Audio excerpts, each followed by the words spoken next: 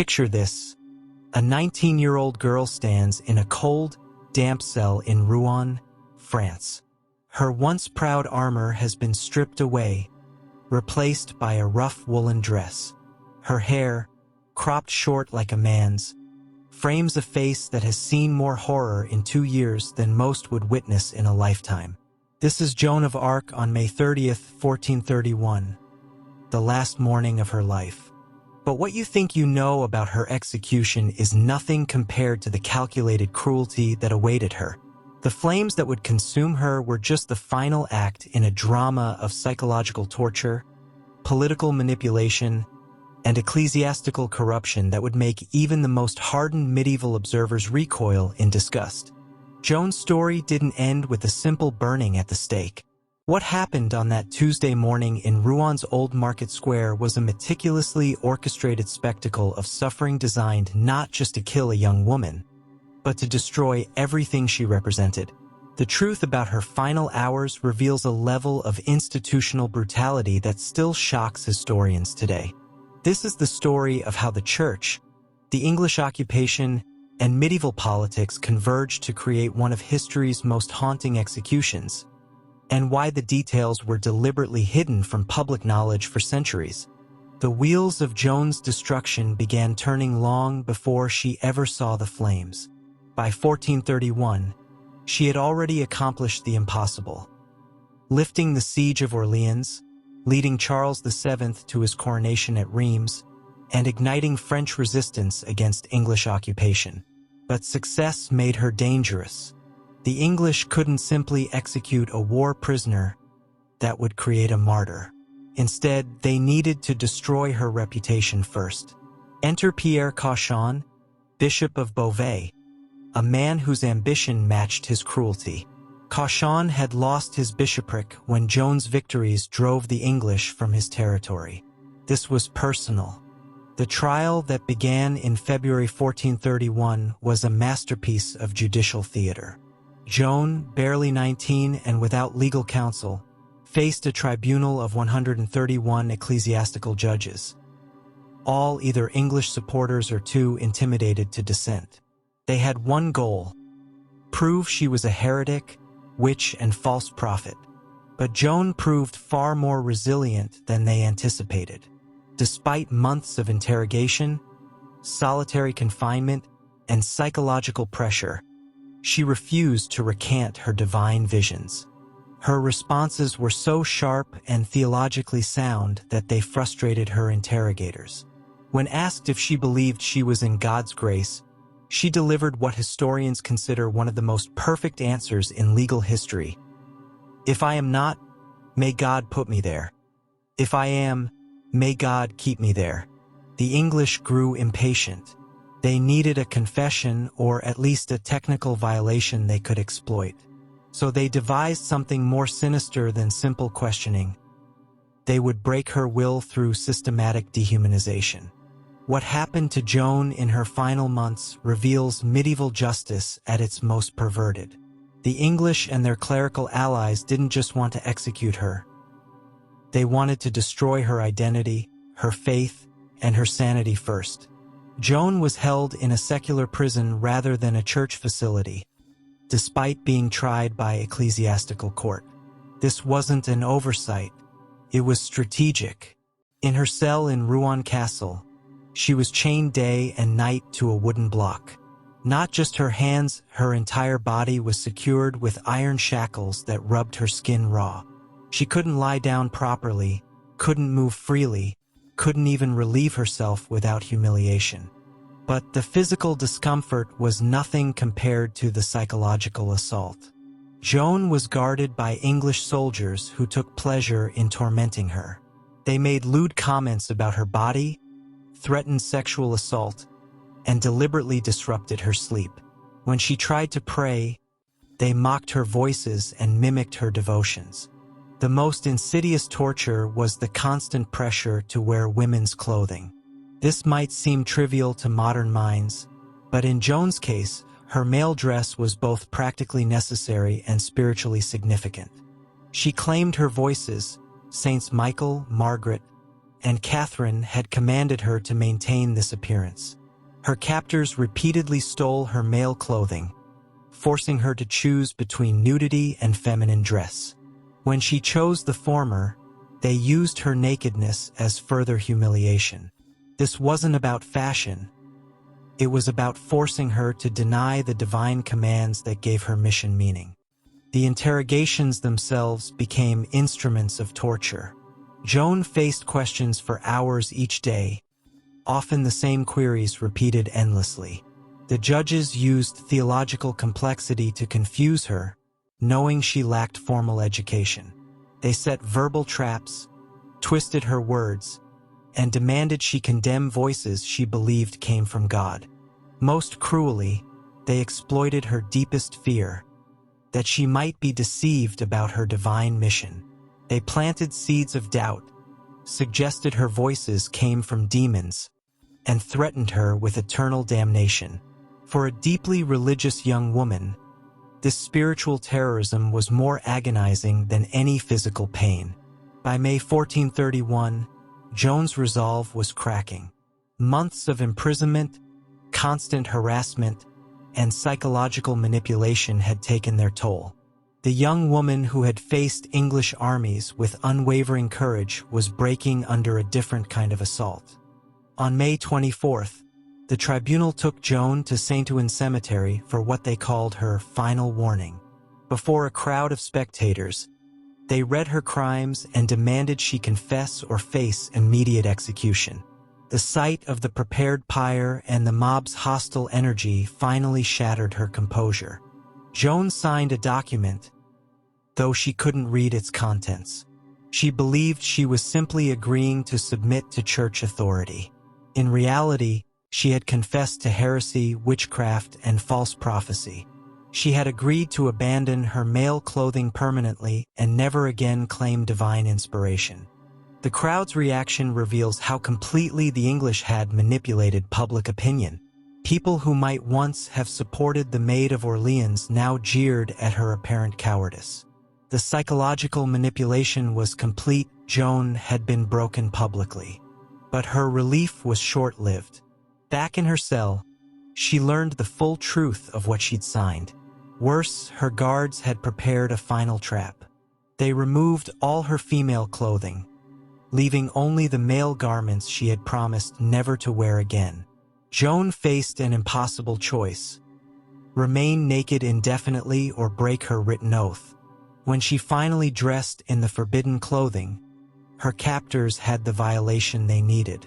She had relapsed into heresy. Under canon law, this meant mandatory execution with no possibility of mercy. The betrayal was complete. Joan realized she had been manipulated into providing the very evidence needed for her death. Her trust in church authority, already strained, shattered entirely. She repudiated her confession, declared her voices had been true, and prepared to face the consequences. But even this act of courage would be twisted against her. The judges now claimed she was not just a heretic, but an unrepentant one who had deliberately returned to her sins. This made her execution not just legal, but theologically necessary. Dawn on May 30th, 1431, brought with it an atmosphere of barely controlled violence. The English authorities had spent weeks preparing for this moment, but they were taking no chances. Joan's execution would be public, but it would also be carefully choreographed to send the right message. Joan was brought from her cell dressed in a long white robe, the traditional garment of condemned heretics. A tall paper cap was placed on her head, inscribed with her crimes: heretic, relapsed, apostate, idolater. Around her neck hung a placard reading Jesus Maria, a cruel mockery of her devotion. But even in these final hours, the psychological torture continued. As Joan was led through Rouen streets, crowds gathered not just to witness, but to participate in her humiliation. English soldiers encouraged spectators to throw refuse, spit, and shout curses. The young woman who had once inspired armies now walked through a gauntlet of hatred. The procession made deliberate stops at key locations: the cathedral where she had been condemned, the marketplace where her pyre waited, the castle where she had been imprisoned. Each pause allowed more crowds to gather, more abuse to be heaped upon her.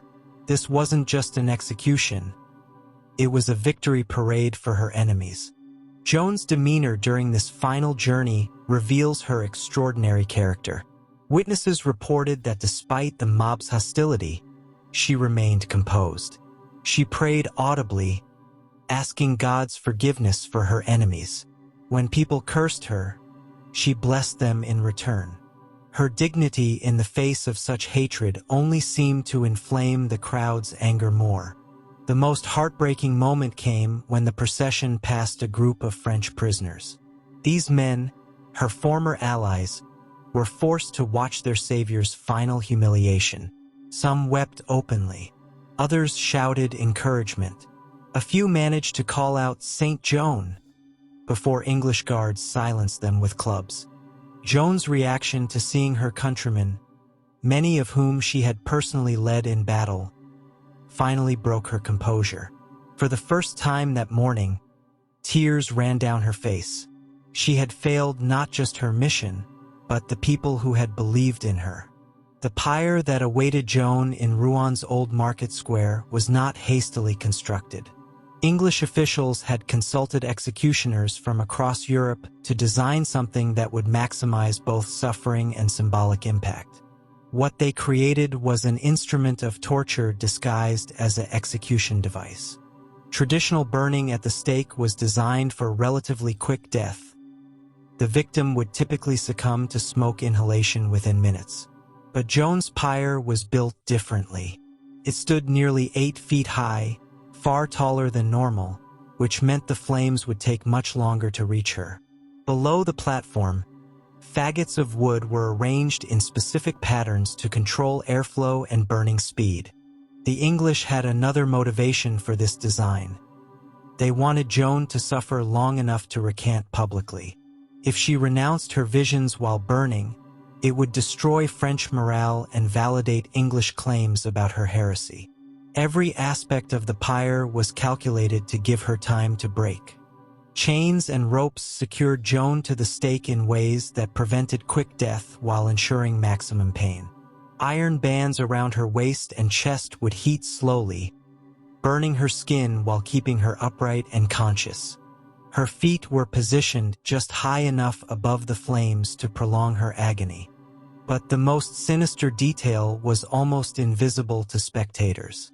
The executioner had been instructed to start multiple small fires rather than one large blaze. This created a pattern of burning that would systematically destroy Joan's body while keeping her alive as long as possible. The flames would consume her extremities first, then gradually work toward vital organs. Even the timing of the execution was carefully planned. The early morning hour meant maximum attendance, but also ensured the burning would continue through the day's heat, intensifying Joan's suffering. The English left nothing to chance.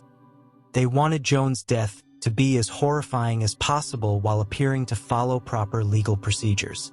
At approximately 9 in the morning, Joan was bound to the stake. The crowd had grown to nearly 10,000 people, a massive gathering by medieval standards. English officials read her final condemnation while she listened with apparent calm. But those closest to the platform could see her hands trembling. Joan was given one last chance to confess and receive communion. Her response has echoed through history. "I forgive you my death, but I maintain that everything I have done was by commandment of God, and I do not retract anything." When offered communion, she replied that she could only receive it if she were restored to the church, something her judges would never grant. The executioner approached with a lit torch, but hesitated. Killing a 19-year-old girl, even one condemned as a heretic, clearly troubled him. Joan noticed his reluctance and spoke her final recorded words, "Do your duty, light the fire." As flames began to lick at the base of the pyre, Joan started praying aloud. Her voice, strong at first, carried across the square. "Jesus! Jesus! Jesus!" She repeated this name continuously, her devotion unshaken even as fire spread up the wooden structure. The crowd's reaction reveals the complexity of medieval attitudes toward execution. Many spectators had come expecting entertainment, but Joan's dignity began to affect them differently. Her prayers were audible, her suffering visible, and her courage undeniable. Some began to weep, others fell to their knees. A few called out for mercy. English officials grew alarmed by this unexpected sympathy. They had counted on popular hatred to validate their actions, but Joan's behavior was transforming her from condemned criminal to martyred saint before their eyes. Orders were given to add more fuel to the fire, to end the spectacle quickly. But even as flames reached her body, Joan continued praying. Witnesses reported that she maintained consciousness far longer than should have been possible. Her voice grew weaker but never stopped calling on Jesus and her saints. The sight of this young woman dying with such faith began to horrify even hardened observers. What happened after Joan's death reveals depths of cruelty that shocked even medieval sensibilities. The English weren't satisfied with simply ending her life. They were determined to obliterate every trace of her existence and prevent any possibility of veneration. As Joan's body burned, officials ordered the executioner to rake apart the flames repeatedly, ensuring complete cremation. This wasn't standard practice. Most executed criminals were allowed to burn naturally, and their remains were often returned to families for burial. Joan would receive no such mercy, but even this wasn't enough. When the fire died down, English commanders were horrified to discover that Joan's heart remained intact among the ashes. In medieval belief, this was often interpreted as a sign of sanctity. The pure of heart were said to be preserved by divine grace even in death. Panicked officials ordered the fire relit, determined to destroy this potential relic. The scene that followed horrified even the execution party. Joan's heart was subjected to repeated burning with additional fuel and bellows to increase heat. Witnesses reported the sound of the organ popping and hissing as it finally succumbed to the flames. The image of grown men desperately trying to destroy a teenager's heart would haunt many who witnessed it. Even then, the English weren't finished. Joan's ashes and any remaining bone fragments were collected and transported to the Seine River, where they were scattered in the flowing water. The goal was to prevent any possibility of her remains becoming holy relics that might inspire French resistance. This desecration of Joan's remains violated numerous medieval customs about treatment of the dead. Even executed criminals typically received basic burial rites. The English actions suggested not just legal execution, but something approaching supernatural terror of their victim. The executioner himself was reportedly traumatized by what he had been forced to do. According to contemporary accounts, he sought out a confessor immediately after the execution, claiming he had burned a saint and feared for his soul. His distress was so obvious that English officials had to reassure him he had simply followed orders. The true horror of Joan's execution becomes clear through the testimonies of those who witnessed it. During her rehabilitation trial 25 years later, dozens of people came forward to describe what they had seen, and their accounts reveal details that the English had tried desperately to suppress. Jean Massou, the usher who had escorted Joan to her death, testified that she had asked him to hold a cross high where she could see it as she burned. He described how her eyes never left that crucifix, even as flames consumed her body. His testimony revealed a level of faith that impressed even her enemies. Brother Martin Ladvenu, one of the few clerics who had shown Joan compassion, described her final confession before the execution. She had maintained her innocence while expressing forgiveness for her persecutors.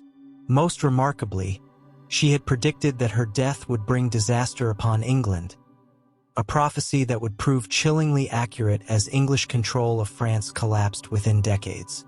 Perhaps most devastating was the testimony of the executioner himself, identified as Geoffrey Therridge. In his rehabilitation testimony, he described being ordered to build the pyre unusually high to prolong Joan's suffering. He revealed that English officials had specifically instructed him to make her suffer, and to ensure she lived long enough to potentially recant her statements. Therridge's account of the aftermath was particularly disturbing.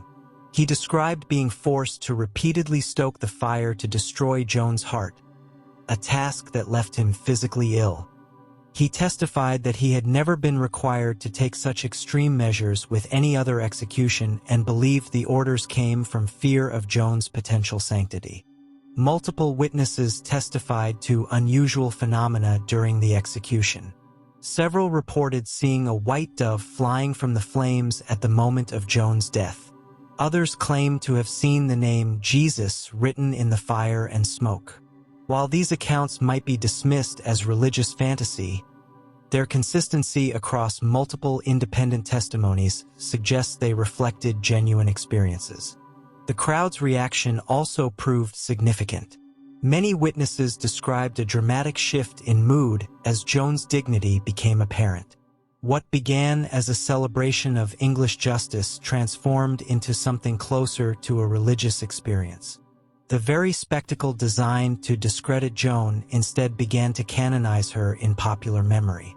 Almost immediately after Joan's execution, English authorities began a systematic campaign to control the narrative of her death.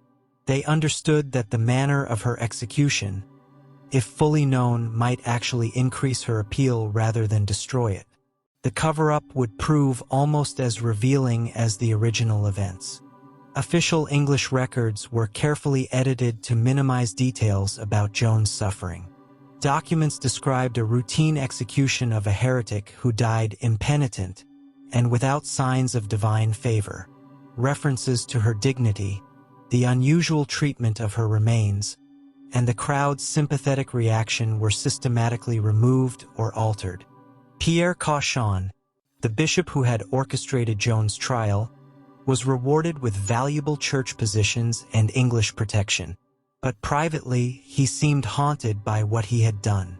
Contemporary sources describe him as increasingly paranoid and defensive about the trial's legitimacy. He would die just 5 years later under circumstances many found suspicious. The English also moved quickly to suppress witness testimonies. Several participants in the trial and execution were transferred to distant positions or encouraged to remain silent. Some, like the confessor who had given Joan final comfort, were threatened with heresy charges if they spoke publicly about her case. But perhaps most tellingly, the English began spreading alternative versions of Joan's death. Some accounts claimed she had recanted at the last moment. Others suggested she had died quickly and painlessly. These contradictory stories reveal the authorities' desperation to control how the execution was remembered. The rehabilitation trial that began in 1455 would eventually expose much of this cover-up. Witnesses came forward to describe not just what had happened, but how they had been pressured to remain silent about it. The systematic nature of the deception became clear as testimony revealed coordinated efforts to hide the truth. Joan's execution sent shockwaves across medieval Europe that the English had not anticipated. Rather than ending French resistance, her death galvanized it. The manner of her killing, particularly the details that emerged despite official censorship, outraged French nobles and commoners alike. Charles VII, the king Joan had helped crown, found himself in an impossible position. He had done nothing to save the young woman who had secured his throne, a failure that haunted his reign. The guilt of abandoning Joan drove him to significant military reforms and renewed commitment to expelling the English from France. French military commanders who had served with Joan used her memory as a rallying cry.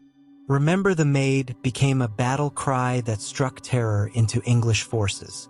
The psychological impact of fighting troops motivated by martyred saint proved devastating to English morale. The execution also backfired diplomatically. European courts, initially neutral about Joan's fate, were disturbed by reports of her treatment. The combination of procedural irregularities in her trial and cruelty in her execution damaged English credibility across the continent.